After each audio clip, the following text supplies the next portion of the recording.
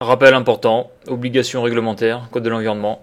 Pour intervenir sur un circuit frigorifique, il faut que l'entreprise soit titulaire de l'attestation de capacité et que l'intervenant soit titulaire de l'attestation à la manipulation des fluides frigorigènes. Le port des équipements de protection individuelle est nécessaire pour intervenir sur le circuit électrique et frigorifique. Alors, dans cette vidéo, je vais vous faire part d'un retour d'expérience. Donc c'est la première fois que j'interviens sur une centrale négative avec un problème de retour d'huile. Donc je suis dans un magasin, le matin je fais l'entretien. Donc je suis dans le magasin depuis 6 heures et à 7h30 le client vient me voir pour me dire qu'il y a un défaut technique sur le négatif. Donc j'arrive dans la salle des machines, je vois que 3 compresseurs sur 4 se trouvent à l'arrêt. Je vois que le boutillon est vide et je vois que les régulateurs de niveau d'huile sont vides. Donc là je commence un petit peu à stresser car lorsque l'on est débutant, une des pires pannes qui puisse arriver dans une salle des machines frigorifiques, eh bien c'est le problème d'huile. Car le problème de l'huile, donc c'est une panne critique. Car par exemple ici on a une centrale 4 compresseurs. Si vous avez un compresseur qui crame, c'est pas trop grave, parce qu'il reste 3 compresseurs. Le problème avec l'huile, c'est que lorsqu'il y a un problème avec l'huile, eh bien lorsqu'il n'y a plus d'huile, eh bien tous les compresseurs s'arrêtent en sécurité, parce qu'un compresseur qui tourne sans huile va à sa destruction. Donc dans cette vidéo, je vous montre un petit peu comment l'intervention s'est passée, et à la fin de la vidéo, je fais un petit compte rendu, un débriefing de cette intervention. Car on va le voir, je commets quelques petites erreurs pendant ce dépannage. Car comme j'ai déjà dit, je suis débutant en froid commercial et lorsque j'ai fait ma formation de monteur dépanneur frigoriste à l'AFPA, on ne voit pas les interventions sur l'huile au niveau des centrales. Bien sûr, lorsque je parle d'intervention, c'est au niveau opérationnel, hein, c'est pas dans une salle de formation sur du papier, hein, parce que là c'est pas la même chose dans le monde réel, hein, c'est-à-dire que là on a une vraie machine en exploitation, et derrière il y a tous les linéaires négatifs et les champs négatives, ce qui représente, d'après ce que j'ai pu comprendre, entre 20 et 30 000 euros de marchandises au niveau des bacs, des linéaires et des chambres froides, donc la pression c'est pas la même. Donc quand on n'a jamais fait ce type d'opération et qu'on doit le faire eh bien dans l'urgence, eh bien c'est problématique. Et on va voir ça dans la suite de la vidéo. Donc cette vidéo est un petit peu longue, elle fait un peu plus de 50 minutes. Donc voici une centrale négative qui a un problème. Là, il y a 3 compresseurs qui sont en défaut, il n'y a que celui-là qui tourne. Donc le problème c'est un défaut d'huile. Donc moi quand je suis arrivé, la première chose que j'ai faite, bon, parce qu'on sait jamais, hein, j'ai acquitté le défaut d'huile sur un compresseur pour voir. Parce qu'il y en a là-bas qui était sur la de vitesse et des fois il y avait des problèmes d'huile. Donc ça s'est mis en défaut. Donc après, donc j'appelle un collègue, hein, comme je l'ai dit, moi je suis débutant en froid commercial, hein, donc quand tu arrives sur une centrale négative qui est en vrac, surtout l'huile, hein, c'est pas électrique ça. Donc après j'ai contrôlé le niveau d'huile. Donc on voit que le niveau d'huile est très bas, mais il faut savoir que des fois sur certaines centrales négatives, le niveau d'huile est bas. Est bas, c'est-à-dire que là ça sert à rien de remettre de l'huile, parce que si l'huile ne revient pas, ça va après se stocker dans les évaporateurs et c'est le gros bordel. Donc là il y a un problème sur la centrale. Donc après le collègue, je lui demande qu'est-ce que je dois faire. Et que là je regarde l'électrovanne. Donc l'électrovanne c'est une électrovanne normalement ouverte au repos. Elle a un détrompeur sur sa cheminée là. Donc là après je regarde le voyant d'huile. Le voyant d'huile là il est plein. Donc le gars il me dit quoi? Il me dit le séparateur, est-ce que le flexible est chaud? Le flexible est froid. Donc c'est pas possible qu'il soit froid parce que là-haut c'est le refoulement du compresseur, hein, des compresseurs. Donc ça va au condenseur et là c'est brûlant là, d'accord? Donc là il me dit ouais vas-y mets la main en bas. Donc là je mets la main en bas là, et là-bas en bas c'est tiède là. Là c'est chaud, mais là c'est froid là. Là c'est froid, donc l'huile est chaude. Donc ça doit être chaud ou tiède, donc ça doit passer par là. Donc là il y a un filtre. Mais souvent ça peut arriver que le séparateur se colmate. Donc si le séparateur se colmate, il n'y a plus d'huile. Hein. Donc voilà. Donc ce qui fait que le bouteillon ne se remplit pas. Donc en bas, il n'y a pas d'huile là, en bas là, il doit y avoir de l'huile qui sort. Vous voyez, ça va là-bas, et après ça va sur les régulateurs de niveau d'huile. Et on voit que les régulateurs de niveau d'huile, ils sont tous Ils sont tous en bas, mais on voit mal. Il n'y a plus d'huile dans les régulateurs de niveau d'huile. Donc il y a quelque chose qui bloque l'huile. Donc là après bien sûr j'ai contrôlé les vannes de service, mais là personne n'y a touché, donc ça doit marcher. Hein. D'accord. Ça c'est la bouteille anti-coup de liquide, et en bas là on récupère l'huile. Donc moi au niveau de l'huile, hein, il y a des opérations que j'ai jamais faites sur une centrale réelle, comme par exemple les vidanges d'huile, tout ça. Et ça c'est un truc que j'ai jamais fait, c'est changer le séparateur d'huile. Alors ça moi j'ai jamais fait, et je vais pas m'y lancer tout seul, hein. Ça c'est clair. Parce que là celui-là il tourne pour le moment, donc croisons les doigts. Bon, moi je croise les doigts qui tiennent jusqu'à temps que j'ai du renfort ou un frigoriste on va dire plus compétent sur ce type de tâche. Hein. Parce que là vous pouvez rien faire, hein. Il n'y a plus d'huile, hein. Vous pouvez rien faire à part changer, voir si c'est le séparateur qui peut le mater, je sais pas comment ça se nettoie ça. Le fil, tout ça, bon il y a des opérations à faire, mais là il faut toucher quand même, il faut savoir le faire. Parce que là je suis sur une centrale positive, donc là c'est séparateur d'huile ici. Là je mets ma main sur le tuyau là, et là le tuyau il est chaud là, tu vois.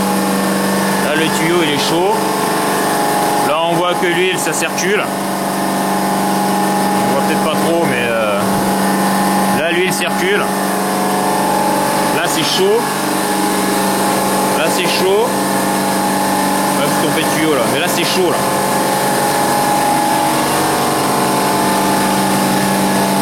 Et là c'est chaud. Et là on voit le niveau d'huile.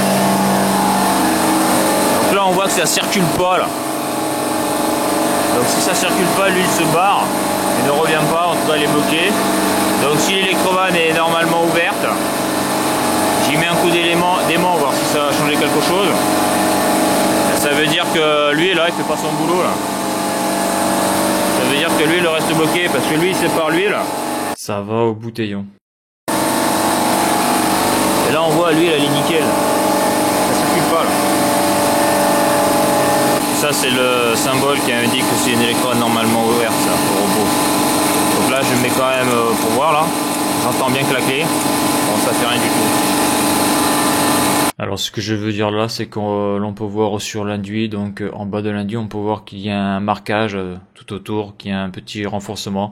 Donc ça, donc chez Denfos, ça signifie que c'est une électrovanne normalement ouverte au repos, alors que les électrovannes normalement fermées, l'induit est lisse. Alors cette électrovanne est alimentée que lorsque les 4 compresseurs de la centrale sont à l'arrêt.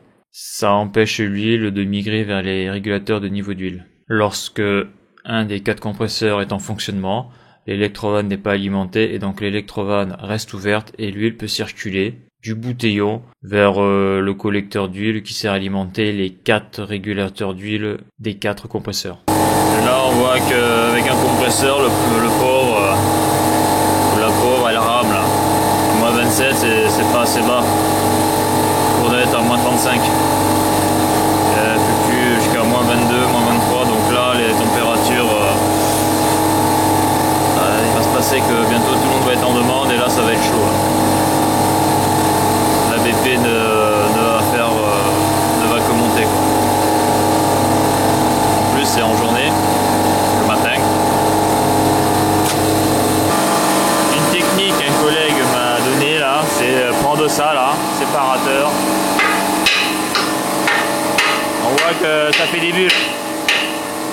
On voit que ça fait des bulles.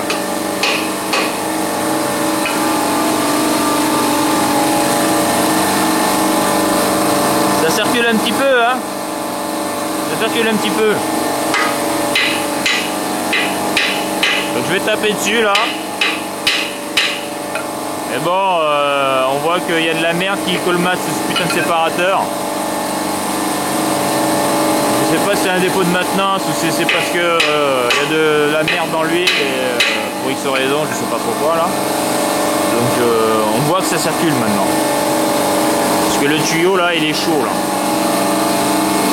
Il est chaud. Mais par rapport à la positive, ça circule moyennement, on voit des bulles là. Ça devrait circuler un peu plus. que mon compresseur, donc c'est le 4 là, tant que lui il tourne, ça me va.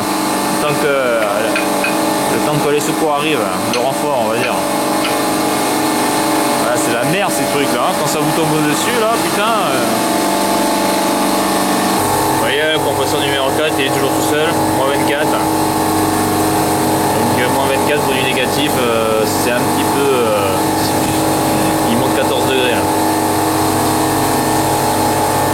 Température doit commencer à se casser la gueule, on doit avoir des alarmes, je pense un peu partout au niveau de la supervision. Alors voilà, le régulateur au niveau d'huile, j'ai l'impression que l'huile monte un petit peu. Qu'est-ce que vous avez l'impression?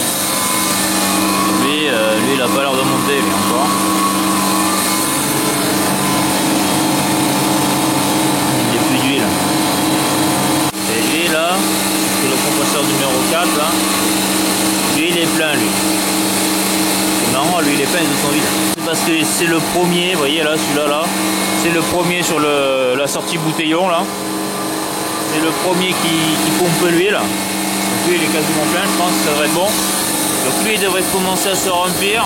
Ça s'est débloqué, là on le voit le connecteur d'huile derrière. Lui il devrait commencer à se remplir. Le dernier à se remplir, ça sera celui-là là. Parce qu'il est en bout de ligne. Donc j'ai remis le compresseur en marche là, donc par le biais du bouton là, du coup c'est d'huile rarement là. Et là on voit tout de suite que tout à l'heure j'avais une pression de merde. Tout à l'heure j'avais pas de détapé là quasiment là. Là je suis à 4 bar 2. Et la BP avant que je démarre j'étais à 1 bar. Enfin, 1 bar, un peu plus d'1 bar. Donc là c'est bon là. Là il y a la delta P pour que le processus différentiel d'huile reste activé quoi. Ça c'est bon, celui-là il est reparti. Donc l'autre je ne vais pas le mettre en marche tout de suite, hein. Je vais attendre que ça remonte un peu là.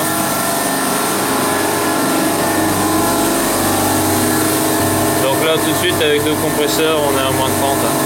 Là ça donne un petit peu de mal hein. Mais là il en manque un troisième.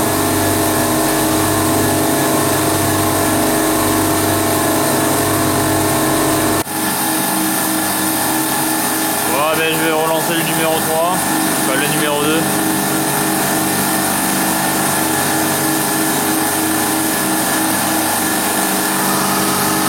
Voilà, par contre le numéro 1 je vais pas le lancer, il est en bout de ligne lui, on va attendre. Donc là j'ai 4 barres, refoulement compresseur, refoulement pompe, donc c'est bon. Je vais le mettre à l'autre pour voir. Là n'empêche, attention quand vous êtes sur de l'huile comme ça, il faut absolument ce système là qui appuie sur le shredder parce que sinon vous mettez de l'huile partout et l'huile frigorifique elle est agressive. Là je vais mettre mes gants. Donc vous voyez, grâce à cette vanne là, parce que ça va sur les shredders là, j'ai perdu j'ai pas perdu d'huile. Parce qu'il faut savoir que si vous prenez là il y a de la pression quand même, il y a 4 barres de pression d'huile là. Si vous mettez un raccord rapide, je l'ai fait une fois hein, pour tester, l'huile gicle de partout, c'est l'enfer.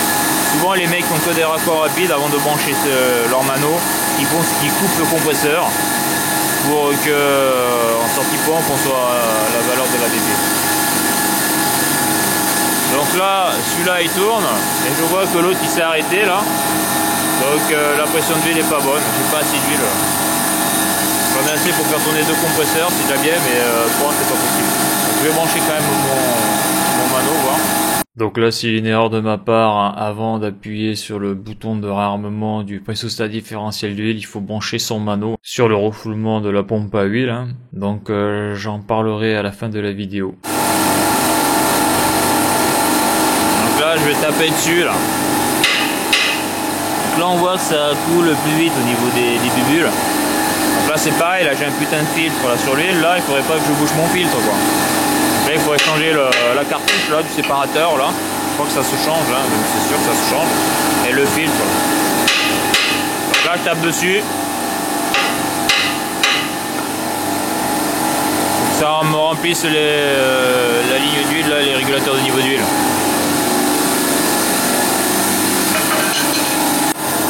Donc là je l'ai vissé. Là je l'ouvre. après il faut le flexible, bien sûr il faut le tirer au vide pour éviter de mettre l'humidité dans le réseau. Et là qu'est-ce que l'on voit? On voit que j'ai une pression de 1 bar. Bon, la pompe est à l'arrêt. Donc là j'ai fait une connerie là. C'est que j'aurais dû mettre le mano avant de le faire démarrer. Je vais attendre un petit peu là.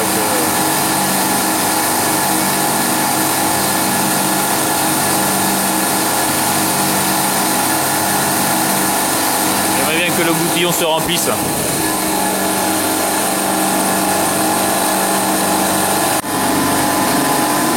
Parce que là hier soir lui il est tombé en panne vers 18h, donc c'est l'astreinte qui l'a pris en compte.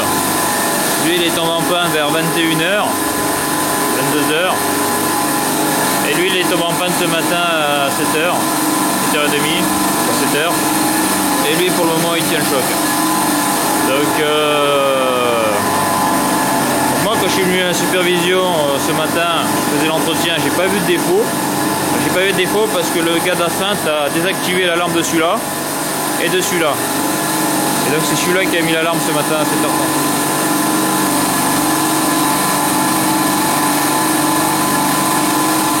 Il faut savoir que l'aspiration, lui, elle est très froide. C'est vrai que le problème souvent avec le négatif sur les centrales, même sur des postes négatifs, des fois c'est des problèmes de retour d'huile à cause de ça. C'est-à-dire que l'huile peut figer là. Et là on le voit là, il y a plus de. La bouteille commence à givrer là, donc c'est bon signe. Enfin, c'est bon signe, il y a 2 compresseurs qui tournent. Et là on est à moins 31,5, on se rapproche de la consigne. On est encore loin, la consigne elle doit être autour de moins 37, moins 38. On manque encore de puissance. Donc là on voit que ça bulle. On voit que ça circule.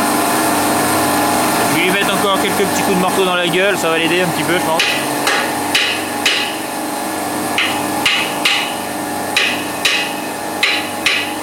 La prochaine fois que je verrai un séparateur d'huile sur le négatif bien fonctionner, je le regarderai un peu plus attentivement. Pour voir aussi, ça va faire comme sur le positif, des fois là, ça fait pas de la mayonnaise mais c'est beaucoup plus trouble. Là c'est assez. On voit que ça circule mais c'est pas.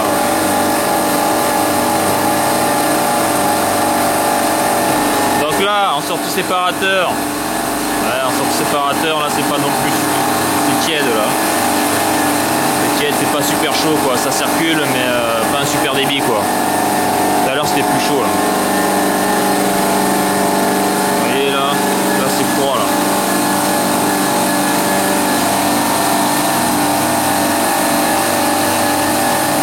Le collègue va arriver bientôt pour m'aider à changer ça là. Ça j'ai jamais fait. Donc là ben, j'ai le compresseur numéro 3 qui s'est arrêté. Sans d'aller aux chiottes putain. Ah mais ce truc il doit être colmaté de merde, c'est pas possible. Oh là là là là.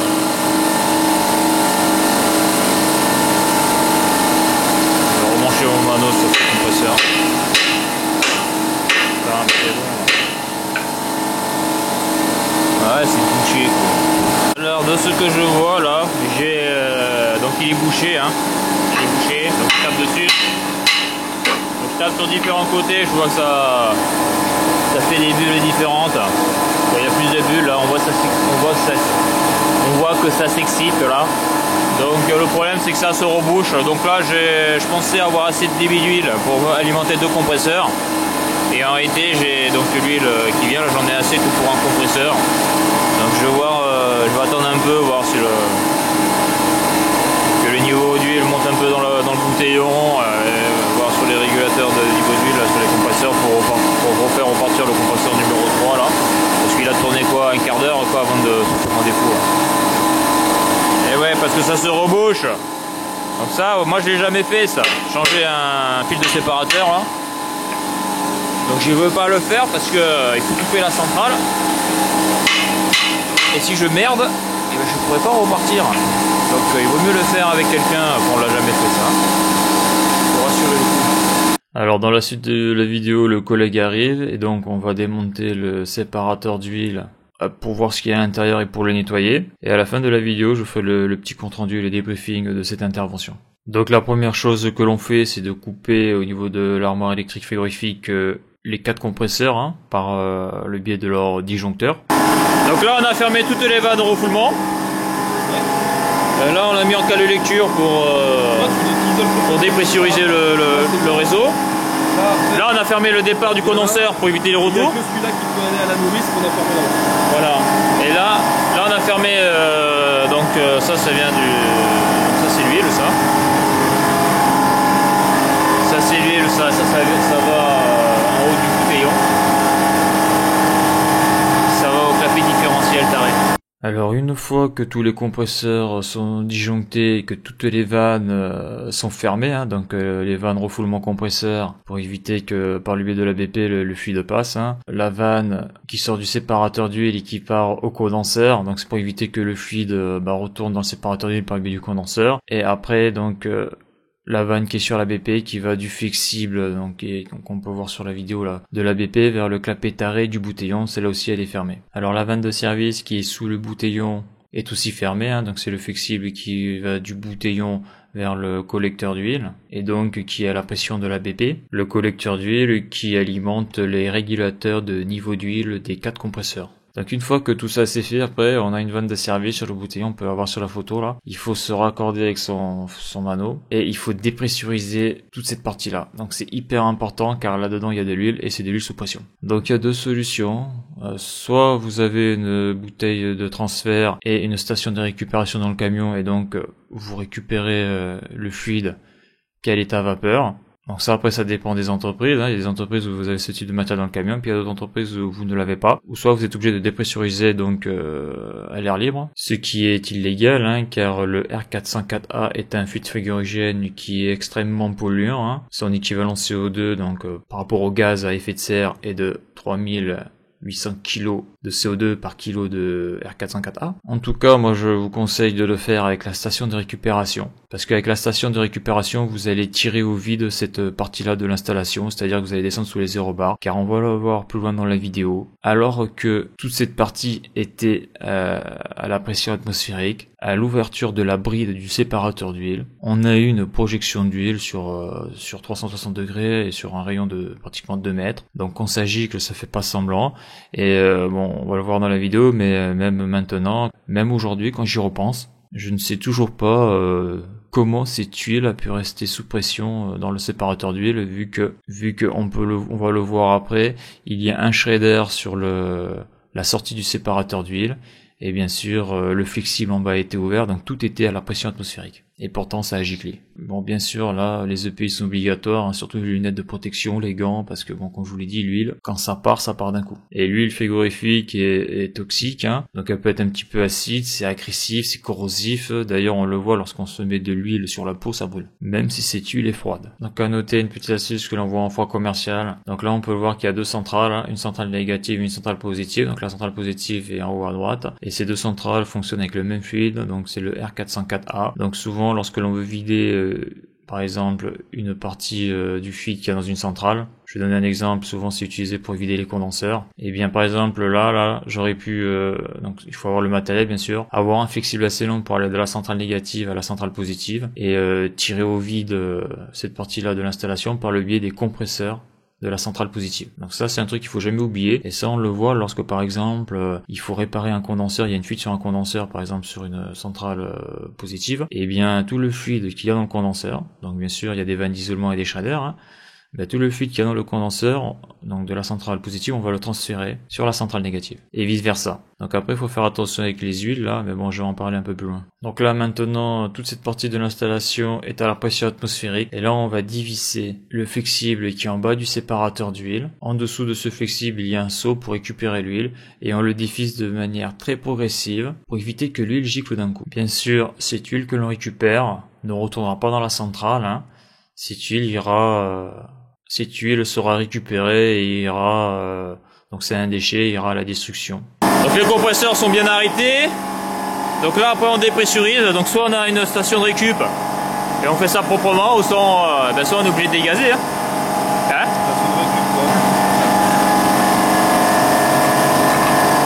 vie dans un seau. Et on va voir dans quel état il est. Ça, on l'a laissé ouvert, ça. Parce que c'est fermé. Non, en haut, c'est la pression atmosphérique. Hein. Voilà.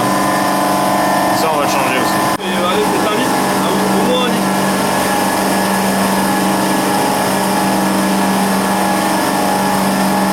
Voilà, parce que les gants PVC, là, quoi, des gants anti-produits chimiques. Car l'huile est hyper corrosive, hyper agressive, l'huile frigorifique. Il n'y a plus à avoir de pression, mais j'ai l'impression qu'il y a un peu de gaz encore dans le séparateur. Ben, si c'est bouché, il doit y avoir de la pression dans le flexible, là. Un peu moins d'une barre. Donc ça a été enlevé. Là-dedans, non, c'est un plat. Ah, si, ouais, Donc là, on peut voir que le flexible est enlevé. Donc là, il faut faire très attention. Dans les flexibles, il y a ce que l'on appelle des joints intercalaires en cuivre. Donc si vous voulez savoir ce que c'est un joint intercalaire en cuivre, eh bien vous regardez la vidéo Froid 209. Hein, vous marquez sur le moteur de recherche YouTube Froid 209, vous allez tomber dessus directement. Donc ce sont des joints en cuivre. Hein. Donc il faut surtout pas les perdre. Moi, par exemple, dans le camion, j'en avais pas. Voilà. Bien sûr, alors je ferai le point à la fin de la vidéo, mais avant de démonter la brique du séparateur d'huile, il faut être sûr d'avoir un joint de rechange, car au démontage, le joint va se casser. Donc si le joint est cassé, eh bien vous pourrez plus remonter le séparateur d'huile, et donc la centrale restera à l'arrêt. Donc ça, il faut y faire très attention, car comme on peut le voir sur cette centrale, il n'y a pas de bypass du séparateur d'huile. Donc après, on voit les vis sur la brique, donc on les dévisse gentiment, hein, et c'est là où il va y avoir, donc je l'ai pas filmé, à un moment donné, donc lorsqu'on va enlever les dernières vis, les deux dernières vis, eh ben il va y avoir une projection sous pression d'huile. Donc je comprends pas trop pourquoi ça l'a fait, parce que comme je l'ai dit, on a la pression atmosphérique partout là, sur ce circuit-là, au niveau de l'huile, en tout cas au niveau du séparateur d'huile. Donc voilà, donc ça c'est bizarre quoi. Il n'y a pas trop de copeaux, hein? dedans, regarde. Là, regarde les copeaux. Là, les copeaux d'huile, c'est ça qui boucherait le... Tu peux être sûr que c'est ça, ouais. Parce que tu sais, ça injecte, hein. Ah ouais, donc il est où le trou là? Le trou de... Il pas, ouais, tu vois, c'est le flotteur là, c'est tout le flotteur. Tu vois? Ouais. Tu vois? Et c'est juste ça, hein. Ah, C'est un poteau, hein. Ah ouais, c'est vraiment tout petit Donc, quoi. si t'as de la merde dedans, Ouais, donc comment on va faire pour le déboucher ça? On va le foutre dans, on va le mettre dans le solvant. dans un solvant? Tu vois, c'est juste ton pointeau qui est là, regarde. Ouais, le pointeau il est ridicule. Hein. Ouais. C'est juste à ça qu'il... Et en plus, il devait pas avoir assez d'huile, hein. Je pense qu'il y avait un complément à faire sur la centrale, là. Ouais. Parce que c'est vrai qu'il est pas très encrassé, hein. Mais il y a le filtre aussi peut-être qui bloque, hein. J'ai déjà vu, t'as de la merde au fond, mais comme pas. Là, il y a pas grand chose, mais bon, on va bien le nettoyer et après on va lui refaire un bon complément d'huile, ça va. Et le filtre là, il peut être colmaté là-bas là? Le filtre, ouais aussi, on va le changer celui-là. Ouais, est-ce que j'ai un filtre? C'est peut-être lui, hein. Il peut avoir des emmerdes. Ouais. Si plusieurs fois ils ont fait des compléments et qu'ils n'ont pas changé le filtre, la merde elle s'accumule là aussi. Ok. La boule c'est le flotteur.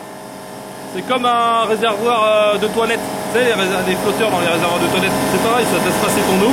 Sauf que là, ça laisse passer. Ouais, dès que ça monte, ça s'ouvre et ça injecte l'huile. Donc après on prend le système de flotteur là, du séparateur d'huile et on le met dans un seau, et dans ce seau on le remplit de solvant, hein, ou de dissolvant, c'est la même chose. Donc le but est de dissoudre l'huile et après on finit de le nettoyer avec un pinceau. Donc comme on peut le voir au dessus là, il y a un ressort, et au dessus de ce ressort il y a la crépine. Au début je pensais que c'était un filtre, mais non, c'est une crépine. D'ailleurs on peut le voir dans la vidéo, elle est assez longue, et on nettoie tout ça. Donc ça là, on le fait tremper dans du dissolvant. Donc il fallait passer un petit coup de pinceau là. Donc à l'ouverture, comme c'était bouché en bas là, il y a eu une évacuation d'huile sous pression. Ça a giclé là, on le voit là, ça a giclé partout là. Donc là en haut c'était dépressurisé. Parce que ici on a le mano. Sur le bouteillon, c'est à la pression atmosphérique, c'est dépressurisé. Là on le voit, là c'est à la pression atmosphérique. Là. Par contre, celui-là, celui-là il a été enlevé, donc on a bien vu qu'il n'y avait pas de pression. Par contre, quand on a enlevé la bride là ça a giclé assez fort là. Ça a giclé assez fort, donc soit voilà, la merde, il y avait de l'huile qui était bloquée. C'est ça que je comprends pas, par contre c'est d'où peut venir l'huile sous pression. C'est bizarre ça.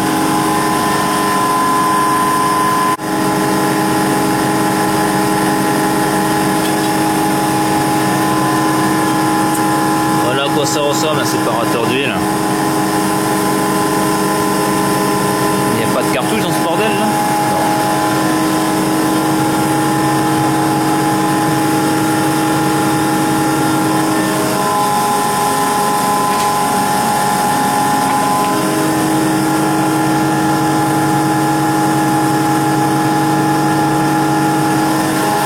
Alors sur cette photo, on peut voir l'intérieur du séparateur d'huile. Hein. Donc on voit en haut le tuyau là, le trou là. Donc c'est ce qui vient donc du collecteur refoulement des compresseurs. On voit que sur la droite, il y a le tuyau donc qui part vers le condenseur. Hein. Et on voit qu'entre les deux, il y a une séparation. Ça veut dire que le refoulement compresseur ne va pas directement dans le tuyau donc qui part vers le condenseur. Ça passe dans la crépine. Donc c'est obligé, le fluide est obligé de descendre et je pense que c'est à ce moment-là, lorsque le fluide passe à travers la crépine, que les gouttes d'huile se posent sur la crépine et par gravité ça coule au fond du séparateur d'huile, même si une petite partie de l'huile passe dans le circuit frigorifique. Donc après l'huile coule au fond et dès que l'huile soulève la boule du flotteur, et bien par le biais de la pression HP, l'huile est injectée. Donc par le biais, on le voit, du tuyau qui sort du séparateur d'huile. Et qui va donc dans le bouteillon d'huile, que l'on peut appeler aussi le réservoir d'huile. Donc moi au début je pensais que dans un séparateur d'huile il y avait une cartouche, puis en réalité non. Tout est métallique à l'intérieur. Sur le joint faut mettre de l'huile.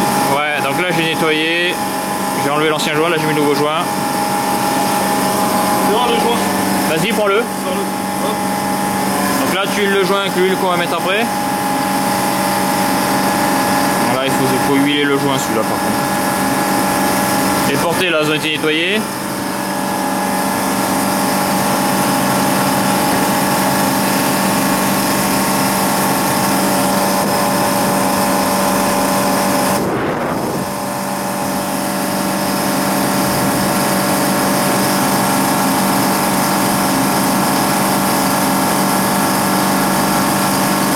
Là le pointeau, il n'y a pas de merde qui s'y remet dedans. Hein. Moi ça me rend parano ces trucs. Là. T'as peur de le refermer avec de la merde à l'intérieur. On n'est jamais trop sûr de ce qu'on fait, ce qui va pas. Allez. Donc voilà, le joint a été mis. Donc ce joint vient d'une pochette à joint que je montrerai à la fin de la vidéo. Et donc, comme il a été dans la vidéo, ce type de joint, il faut absolument le graisser, donc avec l'huile que l'on va utiliser pour remplir le bouteillon, hein, avant de le serrer, pour éviter qu'il se déchire au serrage. Après, le serrage des vis sur la bride se fait en quinconce, c'est-à-dire qu'on serre une vis, après on serre l'autre vis donc qui est à l'opposé et ainsi de suite, et on fait le tour plusieurs fois jusqu'à temps que il n'y ait plus rien à serrer. On fait un bon complément, comme ça on est tranquille. Ouais, donc là il y a marqué OL article 22, hein, donc ça doit être ça. Hein. Ouais, c'est ça, 22 cc. Ouais. C'est classique pour le point négatif. Pour le 404. Pour le 404. Bon, parce que moi je suis pas spécialiste. Hein. Donc là on a ouvert ici, là. Donc là on va remplir. Et là j'ai pas d'entonnoir.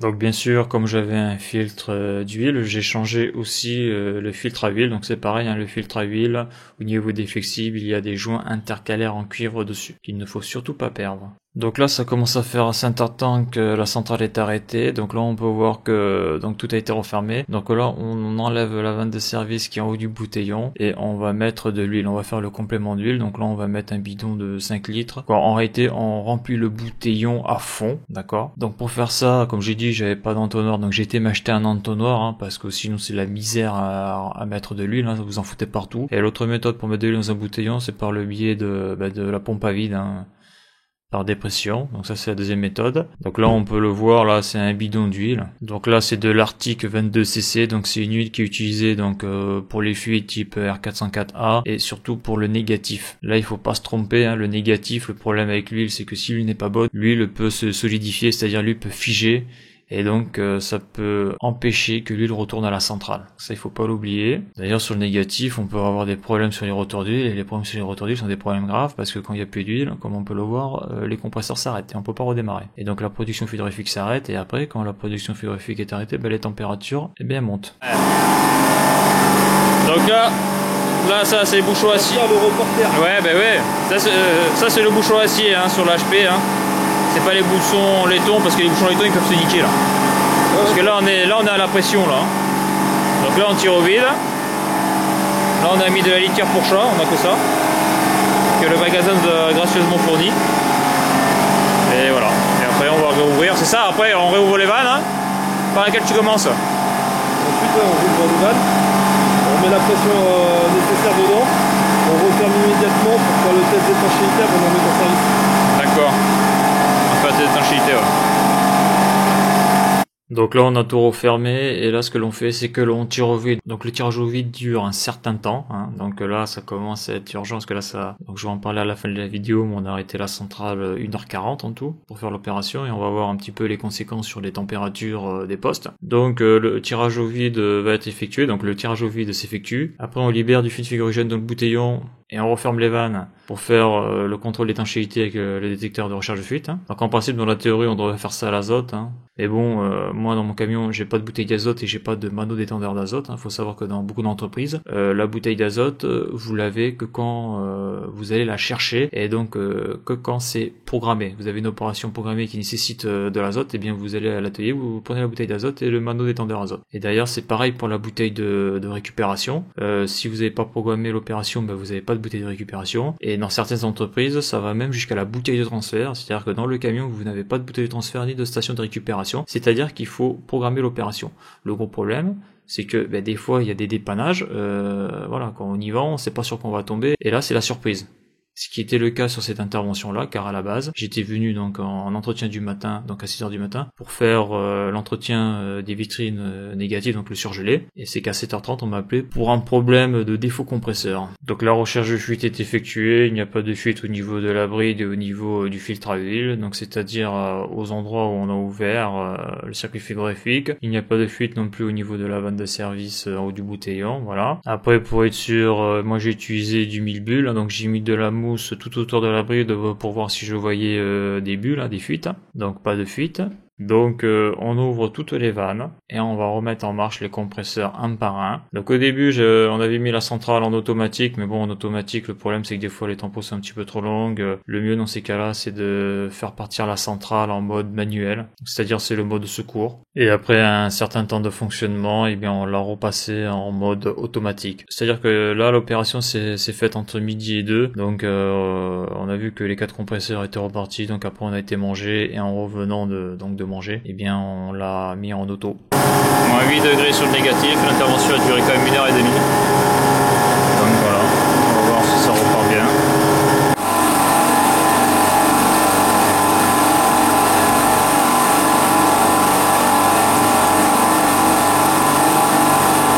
Là c'est ça fait des bulles. Donc là c'est chaud.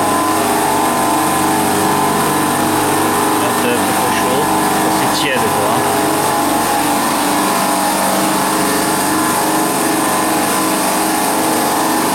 Après la BP là peut être que froide vu quand c'est du négatif. Donc sur cette photo, on peut voir une multitude de joints. Donc comme vous pouvez le voir, c'est donc une sorte de plaque à joints cylindrique et à l'intérieur, il y a des prédécoupes pour différents diamètres de joints. Donc c'est grâce à ça, c'est là-dedans que l'on a pris le joint dont on avait besoin. Donc il faut défaire tous les joints et sélectionner le bon. Donc ces joints-là, on peut les utiliser aussi pour eh bien lorsque l'on change les filtres, donc au niveau des porte-filtres des centrales. Donc c'est très important d'avoir ce type de joint soit dans la salle des machines, dans le camion, parce que là on peut le voir, hein, ça nous a bien servi par exemple pour changer le joint du séparateur d'huile.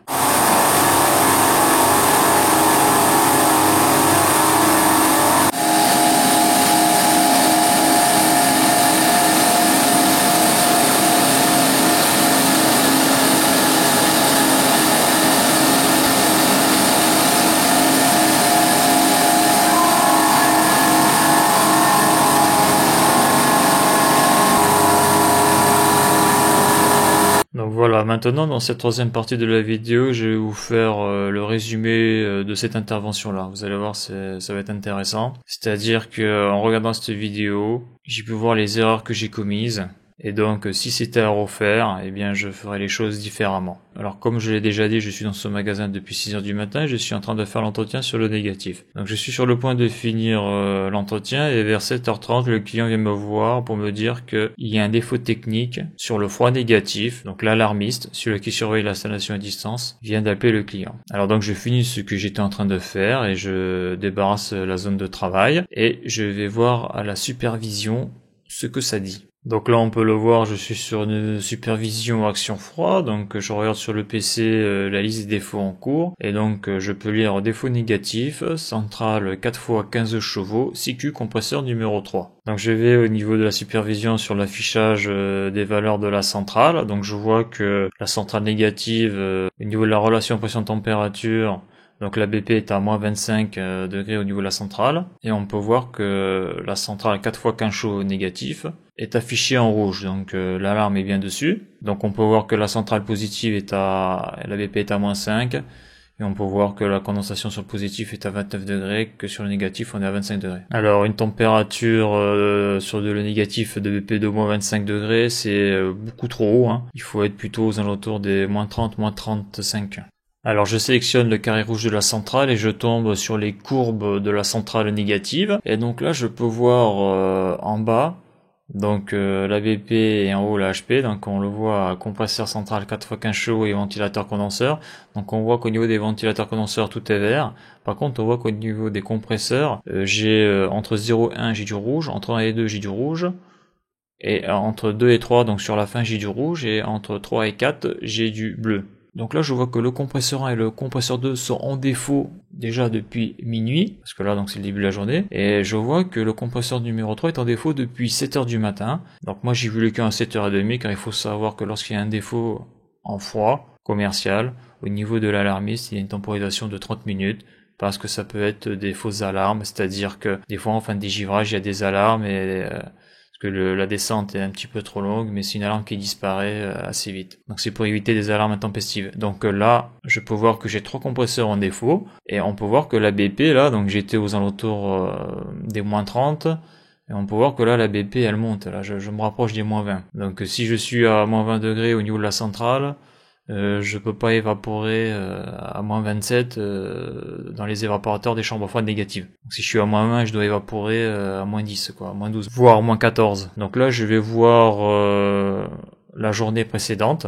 Donc là, je suis dans la journée précédente et je vois que jusqu'à 17h, les 4 compresseurs sont bleus. Je vois que le compresseur numéro 1 se met en défaut. Je peux voir que vers 19h30, le compresseur numéro 2 se met en défaut. Et donc je vois que jusqu'à minuit, le compresseur numéro 3 et le compresseur numéro 4 sont en fonctionnement. Donc là, quand je vois ça, je me dis que le gars d'astreinte a désactivé le renvoi d'alarme, a désactivé les alarmes du compresseur 1 et du compresseur 2. Car lorsque je suis arrivé le matin dans le magasin, le client ne m'a rien dit à ce sujet-là. Donc la deuxième constatation que l'on peut faire, c'est qu'il y a un compresseur qui est tombé et 2 heures après, un deuxième compresseur est tombé. Donc moi, lorsque j'ai été appelé, et on a pu voir dans l'affichage de la supervision juste avant que le compresseur numéro 3 était aussi en défaut. Donc là, on peut voir que ça sent le problème d'huile, hein. Donc c'est-à-dire que ce sont les pressostats différentiels d'huile qui ont mis en sécurité les compresseurs, les uns après les autres. Donc bien sûr, lorsque l'astreinte a désactivé les compresseurs, ça se fait à distance, hein. Dans une centrale, il y a 4 compresseurs. Bon, le compresseur numéro 1 tombe à 17h30, donc le gars peut dire que c'est une disjonction. Il se déplace pas parce qu'il reste 3 compresseurs sur la centrale. À 22h, un autre compresseur tombe. Donc là, déjà, le gars désactive à distance le compresseur, mais déjà il peut se dire qu'il y a des problèmes sur le rotor d'huile, mais il peut se dire aussi que ça peut attendre demain matin 8h. Et donc ça a été le cas, ça a tenu jusqu'à 7h30, 7h pour être plus précis. Donc de souvenir, parce que je ne maîtrise pas encore assez cette supervision là, pour désactiver les compresseurs à distance. Donc les compresseurs, les alarmes sont donc sur le niveau 3, lorsque c'est activé, lorsqu'on passe au niveau 0, les alarmes sont désactivées, mais ça je suis pas sûr ça. Car faut savoir que lorsque vous intervenez la première fois sur ce type de supervision, il n'y a pas d'aide, il n'y a rien du tout, quoi. Et puis c'est pas super intuitif pour désactiver les alarmes, hein. Il faut le savoir, hein. Sinon l'ergonomie du logiciel pour faire ce genre de choses, c'est pas ça. Alors pour conclure, pour faire un petit récapitulatif de cette intervention, donc le séparateur d'huile est colmaté. Donc là je me pose la question, plus d'huile dans le bouteillon, donc on est sur une centrale négative au R404A. Donc le problème, donc lorsque j'arrive, que je vois que les compresseurs sont en défaut d'huile, donc la question qu'on peut se poser c'est pourquoi l'huile ne revient pas au bouteillon. Mais la question aussi qu'on peut se poser, c'est est-ce qu'il y avait déjà assez d'huile dans le bouteillon? Donc sur le négatif, l'huile peut se figer lorsqu'elle perd ses propriétés à cause des basses températures dans les évaporateurs. Et lorsque ça se fige, ça se fait souvent en fin de dégivrage. Et lorsque l'huile est bien sûr dénaturée. Par exemple, on peut le voir, donc moi j'ai déjà vu une fois, dans le siphon d'un évaporateur, hein, donc c'est la remontée par exemple sur un bac négatif, la distribution se fait donc par le haut, et donc il y a un siphon et contre-siphon. Et dans le siphon, l'huile s'était figée, avait fait un bouchon d'huile. Ce qui fait qu'au redémarrage, c'est-à-dire lorsque l'électrovanne s'ouvre, eh bien le poste ne fait plus de froid. Si je devais refaire cette intervention là, en tout cas si je retombe sur ce type de panne, donc ce que je ferais c'est que bon déjà regarder le cahier de l'installation à la main courante, hein, donc savoir est-ce qu'il y a eu des fuites de fuites frigorigènes et est-ce qu'il y a eu des compléments en huile, parce que lorsqu'il y a des fuites, eh bien on perd du fluide mais aussi on perd un peu d'huile. Après on l'a vu sur la vidéo, donc j'ai fait une erreur. C'est-à-dire que j'ai réarmé le pressostat différentiel d'huile sans brancher le mano, donc ça c'est pas bon. Il faut brancher le mano sur le refoulement de la pompe à huile avant de réarmer le pressostat différentiel d'huile. Donc une fois que ça c'est fait, on a pu voir que sur le voyant d'huile ça ne circulait pas. Donc la chose à faire c'est taper au marteau sur le bas du séparateur d'huile pour le débloquer. Et en regardant le niveau d'huile, on peut voir si des bulles passent dans le voyant d'huile ou pas, si ça circule. Donc là j'ai fait une flèche verte, on va le voir après. Donc la question qu'on peut se poser, que j'ai déjà posée, c'est pourquoi l'huile ne revient pas? Est-ce qu'il y avait assez d'huile dans la centrale? La première chose à faire c'est le contrôle de la ligne séparateur d'huile vers le bouteillon. L'huile peut rester bloquée dans le séparateur d'huile si le système d'injection est bouché. Donc pour savoir si l'huile circule, il suffit de toucher les tuyaux, hein, parce que l'huile, obligatoirement, elle vient du refoulement des compresseurs, donc le refoulement c'est à 60 degrés. Donc c'est super chaud, quoi, 50-60 degrés, ça dépend. Donc si les tuyaux sont froids, c'est que ça circule pas. Après on peut voir au niveau du voyant d'huile, ça circule. On voit que quand ça circule, ça fait des bulles. Et sur le positif, on voit ça bouillonne. On voit plein de petites bulles. Donc après, le filtre à huile peut avoir un problème, peut être colmaté. Et surtout, ce qu'il faut contrôler, c'est l'électrovanne qu'il y a sur l'huile. Donc c'est en principe une électrovanne normalement ouverte. C'est-à-dire que cette électrovanne-là n'est pas alimentée lorsque les compresseurs fonctionnent.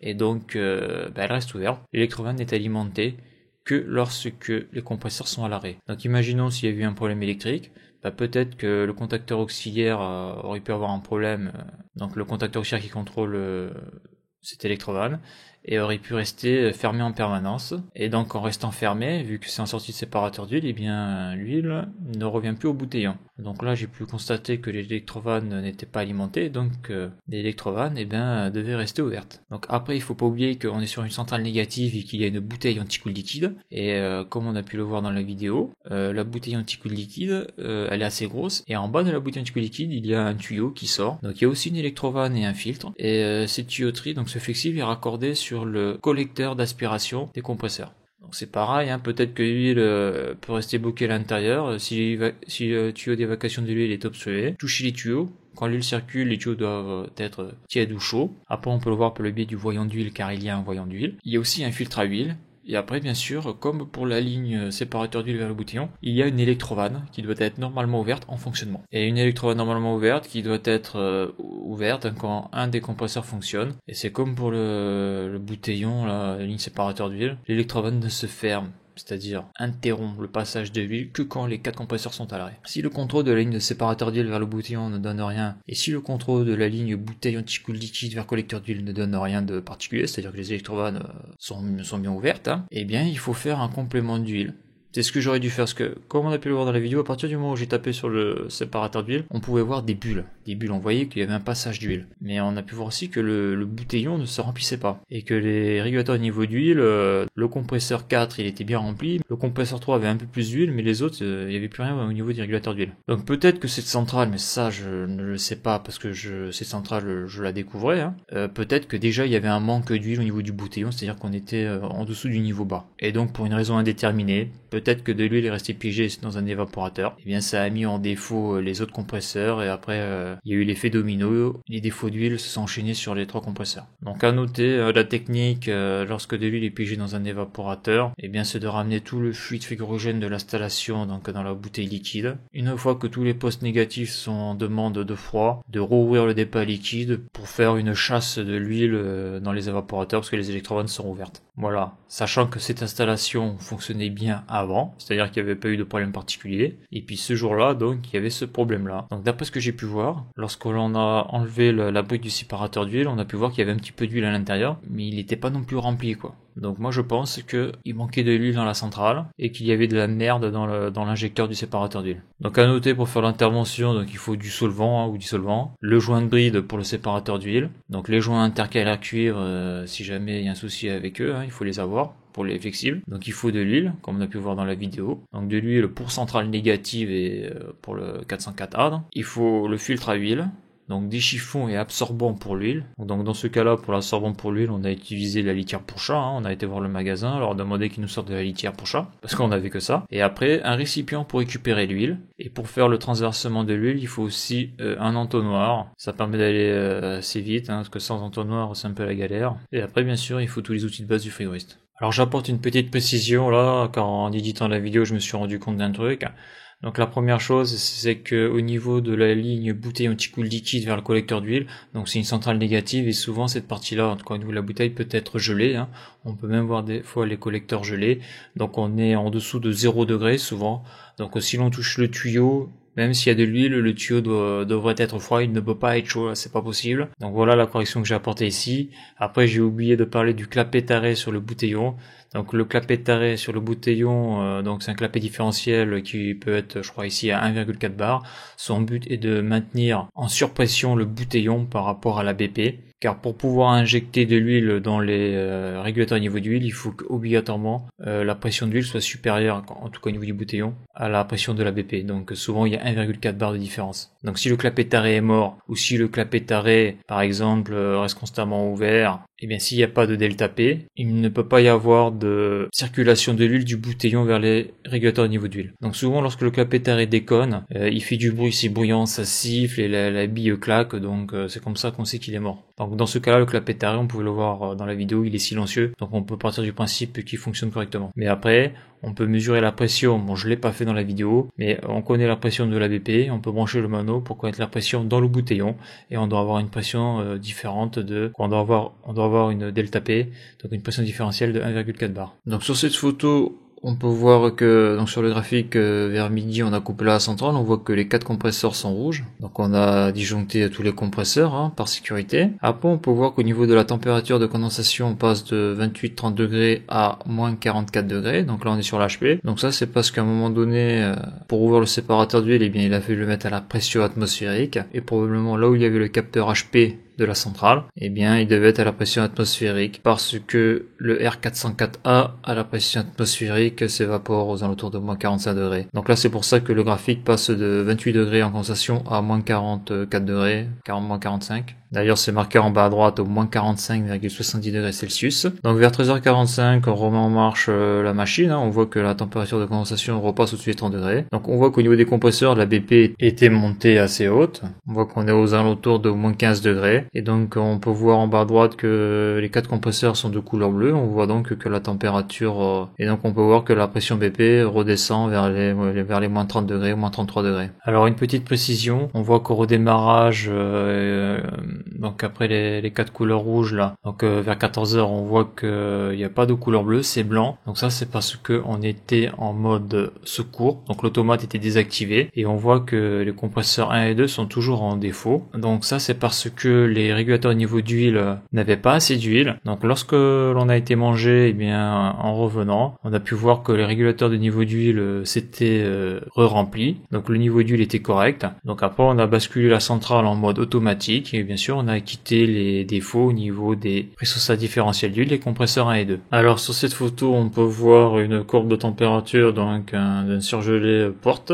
Donc on peut voir le premier pic à gauche donc qui est un pic de digivrage, hein. On peut voir en dessous la ligne VM1 liquide, donc c'est l'électrovanne, la ventilation donc on peut voir qu'elle s'est arrêtée. Donc on voit que au niveau du pic l'électrovanne est fermée, que la ventilation est arrêtée, on voit que les résistances de digivrage sont en marche et on voit en dessous l'état du poste. Donc on voit vers midi, donc c'est à peu près à ce moment-là que j'arrête la centrale et on voit que eh bien la température monte inexorablement. Donc on passe de -22 à en gros -8, -9. Donc ce sont des vitrines, hein, donc c'est des surgelés avec des vitrines, c'est-à-dire avec des portes. Mais bon, on est en journée et les gens font leurs courses. Donc on peut voir sur la droite en bas là, état du poste VM arrêté, on peut voir qu'on a du gris, donc ça le gris c'est le retard d'alarme, et après on voit qu'on a du rouge, ça veut dire que là on est en alarme froid. Donc on voit que dès que les compresseurs se remettent en marche, on voit que la température chute assez vite. Donc cette photo montre bien que lorsqu'on arrête une centrale, eh bien il faut que l'intervention soit bien préparée pour que l'intervention soit la plus courte possible. Donc dans ce cas-là c'était une urgence, et en plus moi-même étant débutant en foie commercial, je n'avais jamais fait ce type d'intervention, donc il y a une certaine lenteur, parce que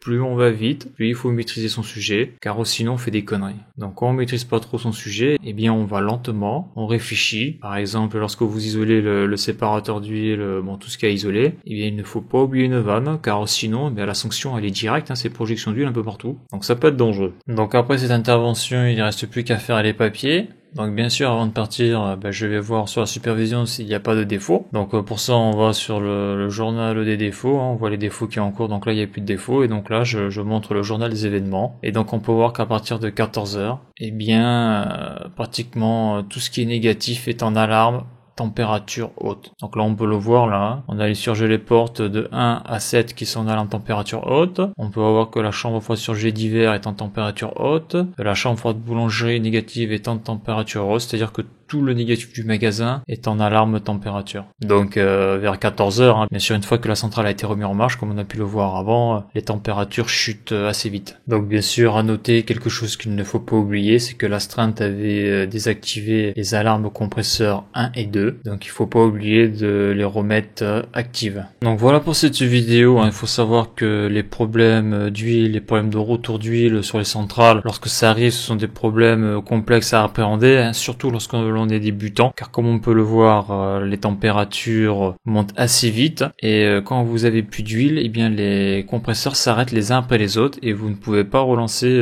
les compresseurs s'il n'y a pas d'huile. Car si l'on fait tourner un compresseur sans huile, il va se passer que la mécanique va gripper, ils vont casser. Donc si vous avez aimé cette vidéo, n'hésitez pas à la liker et à la partager. Si vous avez des commentaires, eh bien n'hésitez pas à les laisser sous la vidéo, et à bientôt pour une prochaine vidéo.